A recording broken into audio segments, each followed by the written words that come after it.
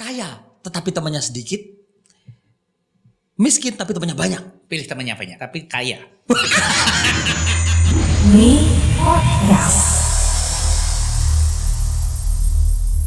Halo, kembali lagi di podcastnya Meta FM dan saat ini Esa seperti biasa akan menghadirkan tamu-tamu yang mudah-mudahan bisa memberi inspirasi ya, karena kita ngobrolnya bukan hanya ngobrol biasa aja, mungkin ngobrolnya biasa, tetapi yang pasti konten-konten kita berusaha untuk memberikan konten yang bermanfaat, yang inspiratif, yang inspirasi, bisa memberi sesuatu yang mudah-mudahan kalau nonton nih, oh ya aku pengen jadi seperti dia nih, nah kayak gitu ya. Oke, beberapa profesi sudah kita tanya-tanya kemarin dan kali ini istimewa sekali karena saya bertemu langsung dengan sudah saya anggap seperti bapak saya sendiri, bahkan kalau bisa dibilang teman sendiri juga, dan beberapa kali saya ditraktir beliau makan. Saya percaya Anda mungkin salah satunya yang merasakan kehangatan dan keramahan beliau. Langsung aja kita sambut, ini dia tamu istimewa kita pada episode kali ini, Pak Sumartono. Selamat pagi, siang, sore, malam. Selamat pagi, siang, sore, dan malam juga. Karena ini bisa ditonton kapanpun Pak. Iya, Ya. betul. Apa kabar Bapak? Luar biasa baik. Bapak ini kayaknya selalu, saya gak pernah mendengar kabar dan mudah-mudahan akan selalu seperti itu. Pak Marton ngapain? Udah Pak Marton gak enak badan. Kayaknya gak pernah Pak. Serius Pak. Sejak saya kenal pertama jenengan, saya belum pernah mendengar kabar, udah Pak Marton lagi enak badan kayaknya gak bisa. Ini belum pernah. Rahasianya Amin. apa Pak kok bisa selalu sehat Iya, itu? tetap kalau sebagai manusia biasa ya kadang-kadang agak drop. Agak drop pasti. Iya, tapi karena yang penting satu, orang hidup ini kan harus bahagia. Oke. Tujuan orang hidup, saya pernah berbincang-bincang dengan salah satu psikiater. Dan dia menanya ke saya, apa tujuan hidupmu? Saya minta waktu 1 minggu, seminggu berikutnya ketemu. Saya bilang tujuan hidup ya biar bagaimana supaya bisa bahagia. Ternyata betul sekali. Untuk menjawab pertanyaan itu Bapak butuh waktu seminggu? Iya, karena saya takut salah yang nanya psikiater kalau yang biasa ya dijawab sekenanya. Tapi ternyata memang betul, jadi hidup ini sebetulnya kan tinggal kita lahir nggak bisa milih jadi Betul. siapa. Mau jadi Esa, jadi Martono, jadi siapapun. Tapi setelah kita jadi Esa, jadi Martono, ke depan itu pilihan kita mau bagaimana. Kalau kita mau bahagia ya itulah tujuan hidup yang paling benar. Oke. Dan kita selalu sehat, bisa bermanfaat bagi banyak orang sekecil apapun. Oke. Bisa berbuat banyak lah. Benar. Yang bisa membahagiakan kita dan membahagiakan banyak orang. Nah ini Pak menarik, artinya membahagiakan orang banyak, karena image Pak Martono sendiri memang di luaran sana Pak itu identik dengan sesuatu yang berhubungan dengan sosial. Kalau ada acara sosial, ada acara apa-apa, bahkan istimewanya lagi di antara kesibukan beliau pernah tuh sehari, loh Pak mau kok sebelum acara belum selesai udah beda? Iya saya jagong ke yang satunya lagi itu satu malam loh. Pernah berapa kali Pak Anda jagong dalam satu malam itu? Biasa rutin Sabtu Minggu itu ada sekitar 6. Kalau menjelang suro 6 biasanya undangan, kan, Pak? Iya, menjelang suro saya yang rekod 3 tahun yang lalu, Jumat Sabtu Minggu itu 16. Itu tandanya banyak teman, banyak saudara, dan itu juga membahagiakan. Iya. Kita kalau diundang orang itu kan suatu kehormatan. Betul Bapak, betul. Dan itu kadang dilupakan. Semales nyumbang lagi itu juga ada loh Pak kayak gitu Pak. Sebetulnya kalau saya bilang berkah yang kita bagikan pada orang atau berikan pada orang itu kan bukan berkah kita. Berapapun itu ya Pak ya? Iya. Yang penting komitmen ikhlas. Kata kuncinya ikhlasnya itu berarti. Ikhlas itu ya, karena berkah yang kita berikan ke siapapun itu ada berkah haknya mereka. Iya. Kita itu hanya dijadikan saluran. Sebetulnya. Saluran aja. Iya, tapi kalau kita berpikirnya memberi sesuatu mau dapat apa, wah itu salah sekali. Dan sebentar. akan kecewa dapatnya. Bapak punya pola pikir seperti ini sejak usia berapa Pak? Tepatnya sih lupa, tapi belajar dari kehidupan ini luar biasa. Karena saya kan cuma lulusan S3. Itu pun di Solo, gak pernah keluar dari Solo. Karena S3 Pak? Kan, SD, SMP, dan SMA. Jadi saya gak pernah keluar dari Solo karena keadaan, dan Tuhan memang mungkin sudah memberi suatu garis kehidupan seperti itu. Karena saya ditinggal ayah saya SMP. Oke. Jadi saya gak kemana-mana. Saya tetap di Solo nemenin ibu. Waktu itu masih bekerja batik. Sampai akhirnya tutup juga karena situasi juga. Batik waktu itu tidak seperti sekarang. Tahun berapa itu Pak? Tahun 70 selesai SMA itu saya 74, ditinggal ayah 71. Batik kami kelola hingga hampir tahun 80-an lah. Nun saya Pak, kalau nggak keberatan. Loh Pak Marton ini kelahiran tahun berapa Pak? 56. Hah? 64 tahun, hampir 65 nanti tahun depan ini. Oke. Wow, istimewa sekali, dan itu patut disyukuri ya Pak ya. Amin, betul. Oke. Hidup itu cuma 2 kuncinya. Oke, satu. Jangan kepengen jadi orang lain dan selalu bersyukur. Karena Tuhan sudah menyiapkan apapun yang kita butuhkan, bukan yang kita inginkan. Apapun yang kita butuhkan. Kalau bukan kita yang selalu inginkan. berpegang pada keinginan, ya hidup nggak akan bahagia tadi. Keinginan tuh misalkan contoh sederhana aja. Ini mungkin untuk teman-teman yang milenial kadang-kadang kan keinginannya lebih besar Pak ya daripada kebutuhan. Handphone itu termasuk keinginan apa kebutuhan Pak? Bisa dua ya Pak? Tergantung bagaimana. Kalau kita bekerja yang harus menggunakan handphone itu berarti kebutuhan. Kebutuhan. Karena kalau nggak ada handphone kerja lu nggak lancar. Tapi kalau sudah cukup dengan handphone yang misalnya tipe tertentu, kita kepingin yang lebih canggih, yang lebih apa, padahal nggak dipakai fitur-fiturnya. Nah itu keinginan. Itu keinginan. Oke. Artinya kamu boleh menginginkan sesuatu tetapi ditakar ya Pak ya. Setiap kehidupan setiap manusia itu sebenarnya sudah punya takaran masing-masing. Saya pernah ketemu seorang bijak waktu saya masih SMA, SMP mungkin. Saya diberitahu bahwa hidup ini adalah timbangan dan takaran. Hidup itu timbangan dan takaran. Timbangan itu ya selalu berimbang dan juga merasakan orang lain. Kalau kita tidak mau disakiti ya jangan pernah menyakiti orang lain. Karena tabur tuai itu nggak mungkin bisa dirubah karena itu hukum alam. Itu pasti ya Pak. Ya kalau menanam jagung ya keluarnya jagung. Menanam padi ya keluarnya padi walaupun ada rumputnya. Tapi kalau menanam rumput ya keluarnya ilalang. Ya jadi seperti itu. Menarik sekali dan Pak ini ada pertanyaan yang mudah-mudahan bisa menginspirasi orang lain. Amin. Berarti kalau melihat cerita Bapak tadi kan katanya dari kecil udah ngerasain susah nih ceritanya nih. Betul. Berarti Bapak nih usaha dari nol dong?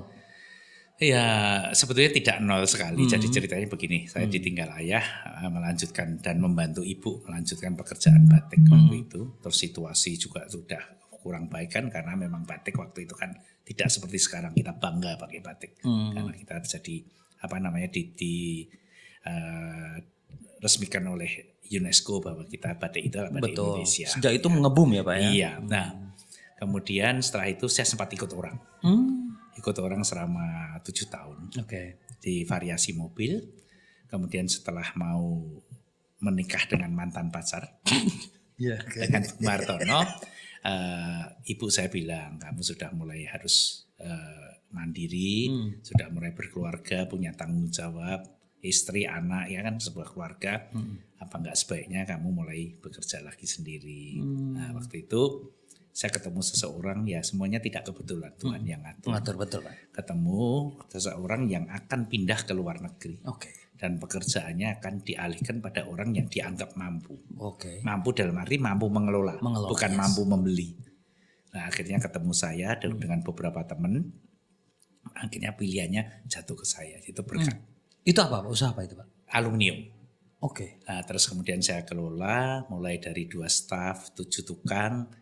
Terus berkembang diberkati Tuhan, terus menjadi lengkap, jadi ada gypsum, kemudian berkembang lagi interior material hingga sekarang. Dan sekarang sudah saya serahkan ke anak dan menantu. Jadi titik baliknya pas itu ya Pak berarti? Iya, betul. Ya, kok ndelalai kalau orang Jawa bilang betul. Itu, ada orang padahal sebetulnya tidak ada ndilalah. Ada. Semua sudah rencananya yang indah. Dan itu Bapak gak sendirian, itu ada kandidat lain toh? Iya betul. Tadi yang dipilihkan Bapak akhirnya ya? Betul, iya. Wow itu Pak, berarti kalau misalkan sekarang orang nanya nih loh Pak Martono tuh lebih tepatnya siapa sih? Gitu itu biasanya jawabnya apa Pak? Pegawainya Wong Solo ya.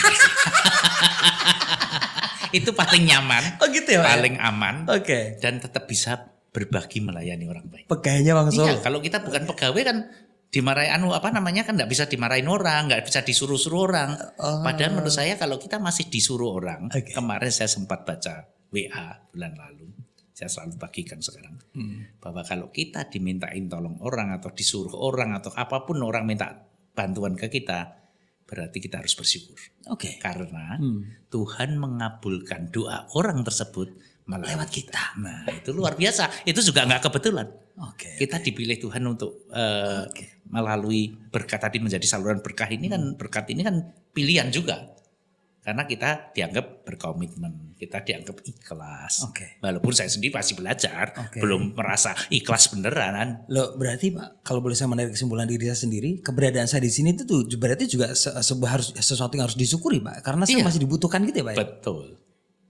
Dia juga. Kamu harus juga bersyukur loh bro ya.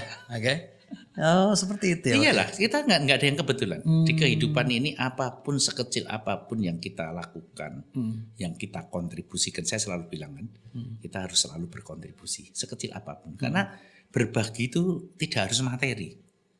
berbagi itu senyuman pun sudah berbagi. Yes. Membuat orang bahagia, membuat orang merasa nyaman, itu sudah luar biasa. Kita sekedar mengucap terima kasih, bukan sekedar sebetulnya ya, kita mengucap terima kasih, itu sudah luar biasa. Karena terima kasih bukan sekedar Pak ya. Iya, dengan kita ngomong terima kasih kepada siapapun, kepada bapak pengudi becak, pada bapak parkir, bapak pengisi bensin di pom bensin, itu luar biasa. Walaupun tidak harus kan sebetulnya, tapi kita dengan berterima kasih itu suatu yang luar biasa. Kita sudah berbagi. Dan yang itu penting sudah mulai langka loh Pak. Komitmen dan ikhlas. Oke. Jangan terima kasihnya mengada-ada. Akan kelihatan kok Pak ya. Iya. Itu orang yang senyum aja kan Iya. nggak ikhlas kelihatan. Beda Pak, benar. Oke. Pak, ini kayaknya jenengan punya hobi baru nih sepedaan kayaknya nih. Iya. Ini bukan karena Pak Jokowi ngasih hadiah-hadiah sepeda itu bukan kan? Enggak. Jadi saya biasanya berolahraga sepeda statik di rumah. Oh, sebelumnya. Seminggu 3 kali. Sebelum pandemi itu Pak? Iya. Oh. Sudah lama, sudah justru beberapa malah. tahun yang lalu mulai sepeda. Karena di usia-usia kita yang sudah setengah abad lebih ini, memang saya merasakan sekali butuh olahraga. Dan saya pernah baca di Intisari bahwa olahraga ini kalau dilakukan rutin akan membuat jadi kebiasaan, habit yang baik, sehingga otak kita mengeluarkan hormon yang membuat kita ketagihan olahraga. Dan itu sudah kejadian di Bapak? Dan sudah saya lakukan, ternyata memang betul-betul manfaatnya luar biasa. Karena dengan berolahraga ini metabolisme tubuh jadi lebih lancar, apalagi seusia saya dan ada penyakit menaun kayak saya kan punya diabetes ini ternyata terasa sekali. Saya kalau tidak olahraga, misalnya pas flu berhenti olahraga atau beberapa saat karena ada kesibukan tertentu, itu sehat tapi nggak seger. Tapi begitu olahraga rutin segala. Sekarang ini baru boomingnya sepeda. Saya setiap di jalan ketemu orang bersepeda. Dan saya memang sudah punya sepeda dulunya. Lama karena dulu juga pernah ikut nyepeda. Jadi saya ajak banyak teman lah. Malah nambah teman ya Pak ya? Iya, jadi banyak teman sekarang di PMI ada sekitar 20-an yang mulai ikut sepeda. Oh, nular Pak? Iya, hampir 10. Jadi kita seneng lah. Jadi sehat, tiap jalan-jalan dan memang banyak sekali yang kita dapat dengan kita keliling ini. Banyak belajar. Banyak belajar ya Pak ya. Iya. Jarak terjauh Pak? Terjauh kemarin sampai ke Boyolali. Mana Boyolalinya Pak? Ya biasa kita kan tujuannya supaya semangat. Orang itu kalau melakukan sesuatu kan ada goal. Benar, misalkan Pasti. aku harus sampai ke puncak gunung. Iya, karena saya pengen menancapkan bendera merah putih. Ya, misalnya. itu tujuannya di situ. Nah, saya juga satu goalnya. Apa, Pak? Sesuai dengan hobi saya. Bahkan waktu saya sempat dipercaya Pak Jokowi untuk menjadi ketua KONI, itu salah satu olahraga yang belum masuk di cabang KONI. Apa Pak? Catur? Olah mulut. Jadi saya kalau mau sepeda itu mikirnya sejak siang. Nanti sore kayak ke warung mana itu. Nah, itulah yang diperhitungkan jarak agak jauh pun kadang-kadang semangat. Apalagi kalau sudah melihat di medsos tempat-tempat baru yang sangat luar biasa. Ini lagi hit nih, lagi boom nih, gitu ya Pak ya. Kasih bocoran sedikit Pak. Untuk nanti siang, nanti sore. Sore itu kuliner yang ini hari Jumat nih. Iya. Cocok apa nih Pak? Kemarin saya barusan terima ada cabang baru makanan khas dari Pantai Timang. Pantai Timang itu mana? Sebelah Pantai Sadeng. Oh Jogja, Gunung Kidul. Lobster, saya suka lobster. Sekarang buka di bandara agak maju lagi sedikit, Mangu itu maju lagi sedikit, sekitar 15 kilo sudah saya google. Jadi nanti sore mudah-mudahan kita bisa ke sana. Jadi tujuan nanti lobster ya? Iya. Sebentar, lobster bukannya ini Pak, kok cenderung ke kolesterol tuh? Kebetulan, karena saya juga semuanya masih tetap menikmati, tapi jumlahnya yang penting. Intinya Bapak ini gak ada pantangan-pantangan saya makanan? Setiap 3 bulan sejak usia 40, saya setiap tahun sekali Pak. Sekarang setelah usia sudah di atas 60, saya 3 bulan sekali karena kebetulan di PMI ada lab klinik, sekaligus saya periksa rutin 3 bulan sekali, jadi tahu indikator. Sekarang kita promosikan Pak. Jadi di PMI itu ada namanya lab klinik. Iya. Itu gimana Pak prosedurnya? Begini, jadi PMI ini sebetulnya tugas mulianya satu yang paling penting adalah menyediakan darah yang sehat dan bersih. Dan cukup untuk setiap kota dan kabupaten di mana PMI itu berada. Tapi kami PMI Solo karena diberkahi dan diberkati pengurus yang punya komitmen dan ikhlas, akhirnya PMI Solo satu-satunya PMI yang mandiri di Indonesia. Maksudnya gimana Pak mandiri? Tidak menggunakan uang bantuan APBD Wow. maupun membuat bulan dana. Oh, gitu. Karena kami merasa mereka yang nyumbang melalui bulan dana setahun sekali kupon tagihan listrik itu kan sebenarnya mereka yang butuh dibantu, bukan mereka yang harus berkontribusi. Betul. Itu sangat-sangat buat kami menjadi suatu hal yang tidak nyaman. Oke. Ternyata bisa. Nah setelah itu berkembangnya waktu, saya sudah hampir 15 tahun depan, itu ternyata PMI Solo semakin getok tular kalau orang bilang, dipercaya oleh masyarakat Solo. Ini yang sangat luar biasa. Kepercayaan itu sangat luar biasa. Mahal juga tuh Pak. Iya, mahal harganya. Jadi kami ini PMI sekarang programnya luar biasa. Banyak banget. Kami punya klinik cuci darah bersama dengan Lions Club. Kami punya ambulan 24 jam gratis. Jangan kepengen lo ya. Gratis. Kalau ada tangga aja Pak. Ada 6. Ada 1 mobil jenazah. Bahkan COVID ini kami punya khusus Dan ambulan. itu standby terus ya Pak ya? Dan itu tidak beli semua. Maksudnya? Diberi didonasi oleh institusi-institusi. Baik itu lembaga keuangan, baik itu perusahaan-perusahaan. Karena dipercaya. Itu tadi. Kemudian tadi lab klinik. Jadi kami karena PMI sendiri kan punya lab walaupun hanya terbatas untuk pemeriksaan darah. Akhirnya kami karena alatnya hampir sama, boleh dibilang sama, hanya beda reagen. Kami membuka lab klinik dengan tujuan membantu mereka yang tidak sangat terberkahi bisa periksa dengan harga yang ekonomis. Oke. Dengan kualitas yang prima tapi. Oke, artinya tidak kalah dengan lab-lab yang kemudian kami punya Gria PMI Peduli. Oke, di sebelah mana Pak? Solo, di depan SMA 8. SMA 8. Oke. Mojosongo. Tahu. Di sana bagi orang-orang yang stres, makanya kalau di Solo kan tidak ada di jalan ada stres, orang stres. Tinggal telepon kami rumat. Sekarang ini sudah sekitar 800 orang. Wow, ada di sana Pak. Ya, berarti rata-rata 100-an sekian. Maksudnya selama beberapa tahun ini mereka kan sudah sembuh kan harus balik lagi ke rumah ibunda istilahnya setiap tahun. Kemudian di sebelahnya kita punya Gria Lansia Bahagia. Jadi kayak semacam panti werda free juga bagi mereka yang terlantar, kita bisa bawa ke sana. Kemudian yang terakhir ini kemarin barusan kita diberkahi dari Akademi Teknologi Bank Darah. Itu dibutuhkan oleh semua staf lab PMI. Sehingga murid-murid kami atau mahasiswa-mahasiswi kami adalah dari PMI seluruh Indonesia. Karena di Indonesia baru ada 4. Baru ada 4 termasuk Solo ini Jakarta, 2 Semarang, Jawa Tengah, 3 Jogja. Jogja bukan milik PMI, 4 Solo. PMI Solo. Lah, tahun ini kemarin pas ulang tahun ke-75 PMI, kita mendapat berkah berubah menjadi politeknik. Karena menambah 2 prodi. Yang dulunya 1 prodi teknologi bank darah, menambah 2 prodi. 1 adalah kebencanaan. Ini pertama di Indonesia, satu-satunya. Dan yang 1 digital management. Menjadi politeknik jadi setara D4. Bukan lagi D3 malah D4. D4, ya. Dan ini kami juga sudah menerima murid yang cukup untuk minimum karena baru kan. Kami berharap nanti ke depan karena kita di Indonesia ini kan terletak di posisi ring of fire. Benar Pak. Sering terjadi bencana. Kalau saya di grup kebencanaan di medsos itu hampir setiap jam ada bencana di Indonesia walaupun kadang-kadang skala sedikit-sedikit gitu. Tapi intinya itu ada ya Pak. Dan ternyata kan sekarang semua itu kan harus punya kemampuan yang standar. Bahkan relawan pun sekarang harus bersertifikasi. Jadi kami juga punya LSPBB. Lembaga Sertifikasi Penanggulangan Bencana. Karena kalau kita jadi relawan itu mau bantu orang ini 2 hal yang penting. Satu tidak melukai diri sendiri. 2 tidak melukai atau merugikan yang dibantu. Nah itu butuh punya kemampuan yang benar-benar expert di bidang kebencanaan. Kalau cuma sekedar asal bantu mas semua orang mungkin bisa, tapi itu kita 2 sering hal melihat itu. Ya. Kalau di jalan ada kecelakaan banyak orang yang sangat kemudu-mudu kalau orang bilang pengennya membantu orang. Betul. Tapi kalau salah ngangkat malah jadi itu parah Pak.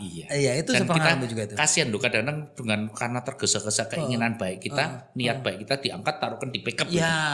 Itu kan enggak benar. Enggak benar. Karena harus yang benar. Iya, bisa jadi malah tambah memperparah Pak. Itu sering kejadian sebenarnya. Oke, siap. Kalau untuk sosialisasi aman ya Pak ya sejauh ini ya?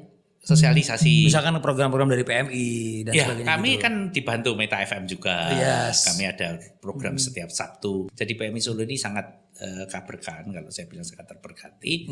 Dengan kepercayaan masyarakat kami bisa membuat banyak program, kami bisa dapat masukan apa saja yang dibutuhkan masyarakat yang kami bisa berbuat. Pak, saya punya pertanyaan yang mudah-mudahan Bapak mau nge-share nih. Dari pengalaman perjalanan hidup Bapak nih, apa hal yang menurut Bapak sampai sekarang tuh masih wah apa ya? Menurut Bapak ini istimewa nih. Sesuatu yang mungkin apa ya? Dari perjalanan Bapak nih saya istimewa tuh ini loh. Saya punya pengalaman ini gitu. Oh, sangat sederhana. Jadi saya merasa akhir-akhir ini walaupun saya masih terus belajar. Ya tadi belajar bersyukur. Ternyata hidup ini sangat indah. Karena saya banyak melihat teman-teman, baik teman-teman bisnis di perkumpulan masyarakat Surakarta atau di luar situ di beberapa organisasi bisnis yang lain, teman-teman kegiatan sosial di PM di apa, bahwa orang hidup tadi untuk bahagia itu sebenarnya kan sangat sederhana.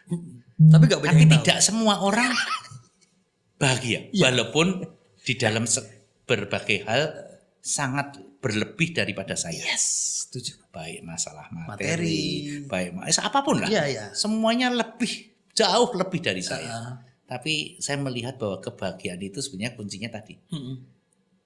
Selalu bersyukur dengan apa yang Tuhan sudah siapkan buat kita. Kalau kita banyak keinginan, itu pasti kurang bahagia. Intinya kuncinya malah sesederhana itu. Karena semua sudah disiapkan. Oke. Dan semua sudah punya, harus jadi pengusaha, harus jadi pengemudi beca, harus jadi apapun itu, semua bahagia yang sama hanya. Kalau kita nggak bahagia ya salah kita sendiri. Ini menarik. Oke, Pak. Ini biasa kalau di Me Podcast tuh selalu ada yang namanya pertanyaan cepat, Pak. Oke. Ya, ini nanti akan dijawab dan alasannya nanti akan kita cari nih. Pertanyaan cepat pertama untuk beliau ini adalah kaya tetapi temannya sedikit, miskin tapi temannya banyak. Pilih mana, Pak? Pilih temannya banyak, Serius, Pak? tapi kaya. Karena kalau sudah temannya banyak nggak mungkin miskin. Oh iya. Saya yakin. Oke. Bukan miskin temannya jadi sedikit enggak. Oke. Tapi kalau sudah temannya banyak pasti kaya. Minimal kaya teman. Kaya teman. Dan kaya teman itu pasti kaya berkah. Setuju, Pak. Minimal nggak kelaparan lah, Pak ya. Iya. Lapar traktir ya koncoku. Loh enggak cuman gitu. Kalau kita punya 100 teman, mungkin kita punya sesuatu yang bisa dibisniskan. Itu enggak gampang. Tapi kalau ke teman kerja 1000, malah semua ngasih kerjaan. Betul. Benar. Tuh ya. Jadi kalau kamu sekarang posisinya adalah tidak kaya, tapi punya teman banyak, itu adalah kekayaan kamu juga. Oh iya. Gitu ya, Pak. Dan ya? pasti hidupnya tidak miskin. Tak Iya. jamin. Pasti dia tidak Iya, miskin. asal dengan niat baik. Oh iya. Niat baik dan ikhlas ya. Iya. Pertanyaan kedua boleh ya, Pak ya? Boleh. Aduh. Ini pertanyaan rada anak muda nih, Pak ya. Boleh, Mudah-mudahan boleh. Pernah muda kan? oh, bunyinya dengan mantan, Pak. Iya. Pak Marta pernah punya mantan tuh? Oh iya. Oh, lihat cowok kayak gini pastilah banyak. Pastilah. Ya. Tetap baikan sama mantan atau musuhan sama mantan? Baik kan dong. Sampai sekarang masih kayak keluarga saya. Serius, Pak? Iya. Loh lah kemarin ulang tahun Meta beliaunya kesini ikut masak. Mantan Bapak? Iya. Wih, kamu tau gak? Tolong nanti dicari dokumentasi ya, yang mana kita cari, selidiki. Oke, satu lagi, Pak.